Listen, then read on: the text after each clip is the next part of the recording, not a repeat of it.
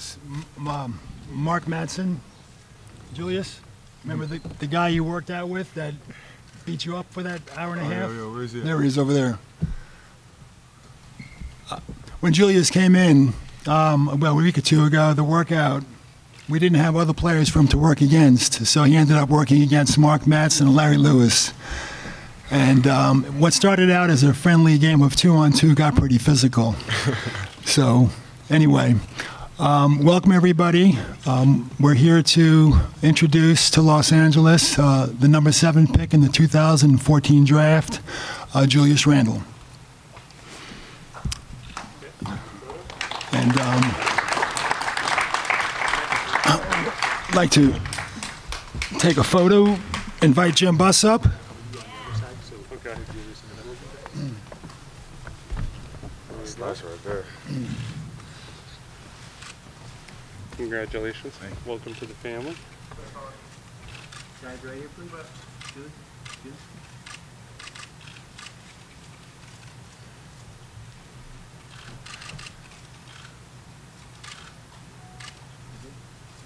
Okay. Yeah. All right. I guess. Julius will say a few words. I'd like to introduce Julius's mom is here, Carolyn, and his representative, George Bass, and Jeff Webster is AAU coach and confidant for many years. Julius?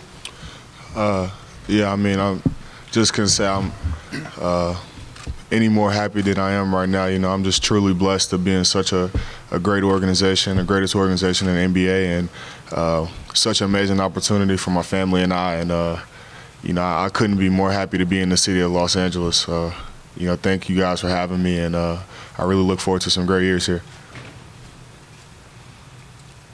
Julius, how quickly can you contribute? I mean, it's a pretty wide open roster right now. Do you think you can start once the season starts in October? Well, as far as the starting thing, you know, that's something that you have to earn. You know, you have to go in and, you know, have to learn your way and earn and, you know, work hard.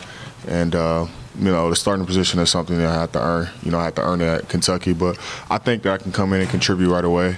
You know, it's just all going to depend on, you know, my work ethic. You know, am I willing to put the time into the gym? And I think the results will show if I do that. Julius, I'm Jim Hill, Channel 2, KCAL9. Welcome to Los Angeles. When you were drafted, you said that you were going to make those teams that passed on you pay. Does this mean you're going to play with a chip on your shoulder, an extra motivation? I'll always play with a chip on my shoulder. You know, I said that, but I mean, I think me putting in the work and going out there and playing hard will prove that. But that's not my focus. You know, my focus is on this organization, the team, and like I said, just winning. You know, bringing wins to the team and getting back to, you know, to winning. When you say you play with a chip on your shoulder, what are some of the things that drive you? First off, the win. You know, I hate to lose, so I think that's, you know, one of my biggest motivations. Me wanting to be the best, reach my full potential. You know, I definitely push myself in that way, and you know, just, you know, the people around me, they invested so much into me as a player and as a person, and you know, I owe them as well because, you know, they've definitely done a lot in my life for sure. You're one of 6 guys that pretty much has to be on the roster next year. So there's a lot of spots that you fill. Are you as intrigued as the rest of us are about how those spots are? Yeah, I'm excited to get new teammates and, you know, to see who I'm playing with. You know, I haven't been following it or anything like that. You know, it's just been a crazy couple weeks lately, but of course you hear about it. But, you know, I'm excited to, you know, eventually see who my teammates will be. What was it about your workouts here that made you feel so comfortable and that this might be the place you would play? Was it going one-on-one with Madsen and things like that? Yeah, it might have been that. I know I came in here the night before with Jeff and George, and I got some shots up. And like I said, as a kid, I always grew up a Laker fan. I was always, you know, a Laker fan, a fan of the organization. And, you know, I just kind of took some time and looked around, and I felt humbled, you know, to be in the position that I was, to be able to work out for the Lakers, and you know, shot the ball well the night before, and you know, next morning I came in and I was comfortable, and you know, I was just ready to go. You know, it just felt like the right place for me. Julius, you to comprehend that and digest what it would look like to play with someone like Kobe Bryant? I haven't. you know, I've been warned, and you know, yeah, I've been warned and told, you know, he can, you know, push his teammates, but you know, I haven't really been able to comprehend anything really. You know, it's been such a crazy couple days, couple weeks, and you know, kind of a whirlwind. But you know, I'm excited about the opportunity to be able to learn from him. Julius, what did you see in your game in Kentucky? What can you do that we didn't see that? Oh, well, I don't know if it's not that you didn't see it. You know, when you go to a place like Kentucky and you play with so much talent, it's about sacrificing and knowing your role to win. So coach didn't hold me back anyway. You know, we just had to sacrifice, and we learned it later in the year what we had to do in order for our team to win. But, you know, I think that there's a lot of things in my game that I'll be able to show on the next level. What it'll be, we'll see. But, you know, I think I have a lot to offer for sure. You mentioned on Thursday night when we talked to you about Kobe at Texas. Have you heard from any other Laker luminaries, any of the greats? I don't think so. I kind of haven't really been on my phone or really even checking my messages, honestly. So, I mean, maybe, but I don't think so. Julius, do you think playing for a high-profile college team like Kentucky with a lot of expectations might help you deal with playing in a major media market with a lot of expectations for a team like the Lakers? Yeah, like at Kentucky, you know, when you play at a place like Kentucky, in the state of Kentucky, all they know is Kentucky basketball. You know, they love Kentucky basketball. They live and die by it. And, you know, it's the same thing with LA. You know, they love the Lakers, and they expect nothing less but championships from the Lakers. And that's how it is with Kentucky. You know, they don't expect to lose. And I think coming from that type of environment definitely prepared me for this. Julius, obviously, those teams that passed on your draft gave you some motivation, but why do you think they passed on? Why? I have no clue. I think you got to ask them. Julius, the Lakers re-signed Pau in free agency. How do you see your game playing alongside him? I think I can play alongside him pretty well. You know, he's a very skilled individual, a veteran, along with Kobe, and he's done a lot for the game, done a lot for this league, and I think I can learn a lot from him as well. Julius, is there any concern that the Lakers haven't hired a coach yet and don't know who you are going to be playing for yet? No, it's not a concern with me. You know, my job as a player is to go out there, to work hard, you know, give full effort at all times, and the rest will take care of itself. You know, that's not my worry right now. You know, I'm just worried about getting better. I mean, it's such a winning organization that, you know, I trust everything that they'll do, and I'm not really worried about that. I know it'll be the right coach. Have you gotten any clarity as far as summer league? I'm not sure yet as far as summer league what's going to happen. No, I'm not sure. My plan is to play, but, you know, I don't know. Julius, can you talk about the physicality of coming into the pros and the expectations that you're going to have to meet, and as well as play an 82 game? Yeah, I think, like I've said it before, the biggest difference for me from high school to college was as far as was taking care of your body and, you know, the grind of things, you know, the whole process, you know, from day to day, how to attack that. And I think that really prepared me for this next step, you know, as far as, you know, the season's a lot longer than it was in college. And I know that I have to, you know, do the right things to take care of my body every day, because, you know, you see guys like Kobe and Tim Duncan and all those guys, and there's a reason why they've been playing for so long, because they've taken care of their body, and I guarantee you they started at a young age. So that's definitely something I want to get better at. Do you have any expectations as far as physical defensive matchups and anyone in particular you're looking to play against? No, I haven't thought about that yet. Hey, Julius, in other certain aspects of your game, like you said, you had to sacrifice in Kentucky. There were some things you showed in your workout here, the face-up game, the shot. How do you think that could develop, or to be able to kind of go inside and out? Yeah, that's something I was more used to, you know, as far as shooting the ball, ball handling, and stuff like that. So I think, you know, the game is kind of becoming more small ball and stuff like that, and you see a lot of stretch forwards or forwards who can handle the ball, and I think that fits right into my style for sure. Mitch, would you comment on that too? Do you think that's something that you can see at this level of Julius that you didn't always have to do at the college level? Well, it's going to be a big adjustment, for him. He's younger than most players that come into the NBA, but he competes and he plays physical. He's going to get minutes, not only because we need players, but also because he's going to earn it. I mean, that's what he did at Kentucky. So there'll be an adjustment period, but he'll fit right in. I think he'll fit in quickly. You said after you were drafted that you're going to have to talk to the team doctor to decide whether or not there was going to be any procedure done with your foot. Have you gotten any clarity, or when do you think you might have that discussion with your doctor? No, I haven't gotten any clarity. I'm not sure exactly what to do or what we're going to do yet. I've had physicals and x-rays and stuff like that, but I'm not sure exactly what's the next step.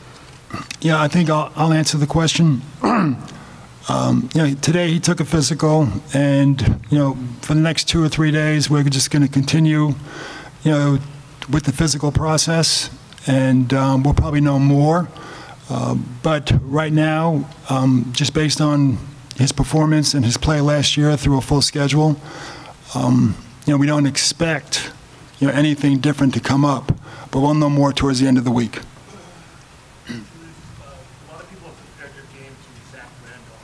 Do you see that as a valid comparison, or was there anybody else that you emulated when you were growing up? No, I haven't compared or emulated after anybody. I watched guys growing up and, maybe saw things from their games that I like, but, I always kind of, was my own person and, just tried to work on my overall skill.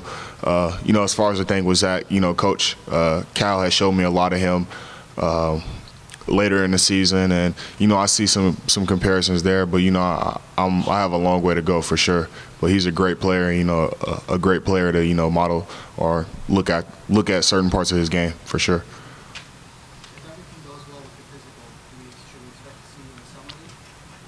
Well, I would say so, yeah. Is there a story behind wearing number 30? Yeah, that lady right there.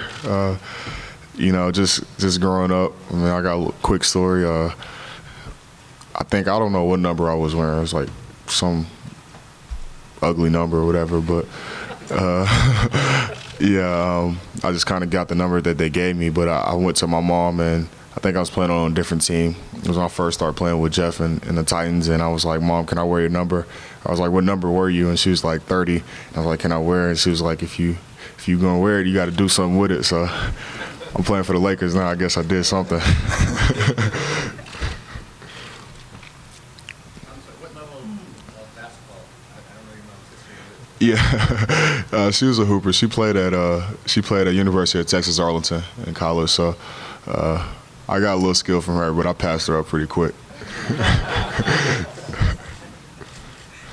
know when you're planning on transitioning to LA full time for the Dodgers? How soon it'll take? I don't know. Yeah, I mean, it's like I said, I've been going from city to city, and the draft, and then I came here, and I don't know, when I officially plan to move out here, but hopefully pretty soon. Julius, you mentioned about your mom earlier about other mentors. What did they do for you just in terms of that? Yeah, I mean, my mom. I mean, I'll start with my mom. Like I've said this before. I mean, she made me and my sister feel like we had everything, and we may not had everything, but she never wanted us to feel less than any other kid. And I think from my hard work and personality and, my strong personality, that I get that from her because she's always been so independent and done everything on her own. So I think I get that from her for sure. She's always been my backbone and there for me, and I can go to her for anything. So she's always been there since day one, and I couldn't ask for a better person in my life. And then, with a guy like Jeff, who, I grew up in a house without a father, and in the 5th grade to meet a guy like Jeff, I mean, he knew my goals from the beginning, that where I wanted to be. And, my mom trusted him, I trusted him. And I have to say that I've always been fortunate and blessed enough to have the right people in my life, which is why I feel like this organization is such a great fit for me, because it's, I feel like the right people in my life again. But, with Jeff, you know, from a young age. He knew what I wanted, and I trusted him. He knew always protecting me and put the right people around me. So a guy that's going through everything I'm going through right now, to be able to call him anytime I need and to talk to him is such a huge blessing in my life as well. If you were going to name your NBA goals, what would they be? Win a lot of championships and reach my full potential. I think if I do that, then I make the people around me happy, I make myself happy, and most of all, I'll make God happy. What goes across your mind when you see the championship banners and retired numbers on the wall? Yeah, it was kind of surreal. You know, I was walking in here with Mitch, and he goes, "You know what those things are right there?" And I was like, "Whoa!" Like I've never seen the championships before. So, you know, it's kind of a humbling experience, surreal to, you know, to see those numbers up there. But at the same time, it's what I expect of myself, you know, so it goes hand in hand. Could the contract timing be delayed for Summer League because of maximizing cap space? Could that become an issue getting them ready in time for Vegas? You know, I suppose it's possible. You know, it's not something that we've, you know, talked about. I mean, we're not talking about a significant amount of, you know, money in cap space. But, you know, at this point, it's not really a factor. I think what's a bigger factor is get them through the physical and, you know, see where the next week leads us and see what our needs are. But we're very aware of Summer League, you know, which starts here in this building in terms of practice next Monday. And I believe the first game is the following Friday. So we're aware of the timeline. Hey, Mitch, what type of development did you see when you first started scouting Julius to the end of the season, the national championship game? Well, I think it kind of mirrors the season that Kentucky had. You know, they went through some tough times and really struggled in the middle part of the season. And, you know, with so many young players, you know, it's really, it's an accomplishment and a credit, you know, to the players and to the coaching staff there that they can keep that thing on track and play their best basketball, you know, towards the end of the season during the championship run. But once again, the one thing, and, you know, I'm not just going to single out, you know, Julius, because I thought, you know, all the players on the University of Kentucky's team, you know, despite going through a tough stretch, they continued to compete. They didn't lose faith in their coach or in their teammates. So to me, you know, it's a credit to the players. You know, it's obviously a credit to, I believe, their best player, you know, Julius. And it's a credit to Coach Calipari down there with the job that they did. Julius, you had a little bit of cramping issues. Mm-hmm. Is that, can you kind of elaborate on the history of that, or is that something that's kind of a recurring thing, or is that sort of in the moment? It was sort of in the moment. You know, I had to blame myself for that one. You know, when you're in college and, you know, we had food at the lodge where we stayed at, which, you know, you get tired of it and you just go out and eat whatever you want. And, you know, it's not the best stuff for you. So, you know, I had to get back on track and start eating the right things that for my body and taking care of my body, like you said. Like I said before, you know, that's the biggest difference probably is taking care of your body. So, you know, I had to start eating right. And once that happened, that went away. The Lakers were struggling in rebounding. They were last in rebounding last year. How much of Julius' ability to maybe rebound basketball was an important factor in making sure that the rebounding was Well, it's a part of, you know, who Julius is, but he's not just a rebounder. We've had rebounders in this league. That's basically what they do. But there's a lot of things that he does well. I mean, for a freshman, and we don't talk about statistics very often, but for a freshman at that kind of a level of competition, to be able to average about 10 rebounds a game, you know, at that kind of program and that kind of conference, that's impressive. So he can rebound the ball, but he can do a lot of things, you know. And once again, first and foremost, he's going to compete and work. You know, he's got some issues, not issues, but he's got some areas in his game that he can improve. And we're not concerned because I think he's going to be in the gym and he's going to continue to work. And he's only 19 years old. Julius, what do you envision those improvements now as far as just the next step for you? Can you say that again? What do you envision the next step for you in terms of your development? You know, I think just keep improving my overall skill level. You know, once I guess we get the players and stuff, you know, find out what I have to do for the team, you know, to help us win games, and just keep improving my skill, keep getting better on the defensive end and learning from that end. You know, just keep working towards, you know, being the player that I want to be. Can you elaborate on your offensive skills, what you anticipate improving on? In particular, like I said, just overall, you know, I don't work on just one thing, you know, just keep working on shooting the ball, getting comfortable with that, always work on ball handling and stuff like that, and just being a skill player. You know, you see so many players like Paul Gasol or, you know, so many forwards. I just use him as an example. He's skilled, he can finish with both hands, can shoot the ball, and really pass the ball, and you know, that's just kind of how I envision myself, just having an overall skill level that I feel like that I have no weaknesses. Hey, Julius, you mentioned the league's gotten smaller. If you look at like Bosch was playing center defensively for a while, do you think you get to a point where you're recovering on screen roll and playing some center? Do you think you're more been on the team before? How do you think that could develop in your career? I think as far as my development, I think I can be interchangeable and do a lot of different things on the court. You know, as far as what I'll be doing on the court or what position I'll be playing, I don't know yet because, you know, I just don't know. But, you know, I think my game being versatile and being able to do a lot of different things, I think I can be on the court a lot to help a team win, or help the Lakers win.